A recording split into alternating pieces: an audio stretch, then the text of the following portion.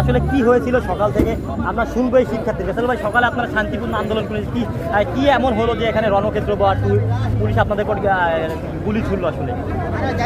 আপনারা জানেন যে আজকে বাংলাদেশের মধ্যে গতকালকে যে ঘটনাটা ঘটছে ঘটার পরে তারা যে মানে পরীক্ষা করতে স্থগিত করছে, কিন্তু এটা আসলে কীভাবে করছে এটা আপনারা সবাই জানেন। হাজার হাজার পোস্টের পরে তারা ওইটাতে কোনো ধরনের চোখ দেয় নাই, তারা ওইটাতে কোনো ধরনের মানে তাকানোর করে নাই। তখন তার রাতে 3টায় এসে তারা পরীক্ষা স্থগিত করার জন্য স্থগিত করছে।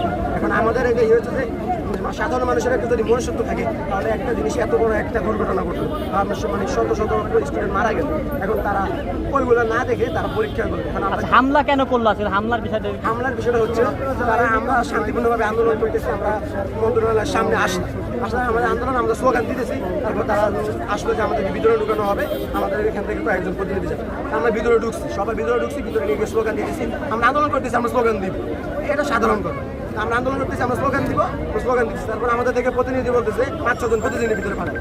কিন্তু এই কথার মাঝখান দিয়ে আমরা যে গেট দিয়ে ঢুকছি চারিদিকের গেটগুলো সব তখন বন্ধ করে দেওয়া হয়েছে। তার মানে আমাদের ভিতরে ঢুকে এক ধরনের আটকানোর একটা পরিকল্পনা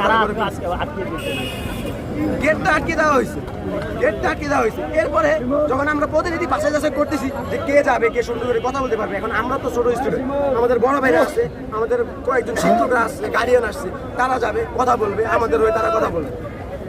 কিন্তু এই করে আমাদের স্লোগান নাকি তাদেরকে ঊর্ধ্বমুখী লাগছে, ক্ষোভ বিরোধী লাগছে। এটা বলতে চাইতেছে আমরা তাদেরকে এক ধরনের আহত বা নিহতর ঘটনা কতজন আহত, ভাই অগণিত আহত, কিন্তু এখন পর্যন্ত আমরা আন্দোলন আছে, আমরা রাস্তায় আছি, আমাদের এখানে খবর আসে যে 2 জন নিহত আছে, আহত ভাই অগণিত, আহতের কোনো ইয়ে নেই। দর্শক শুনলেন একজন শিক্ষার্থী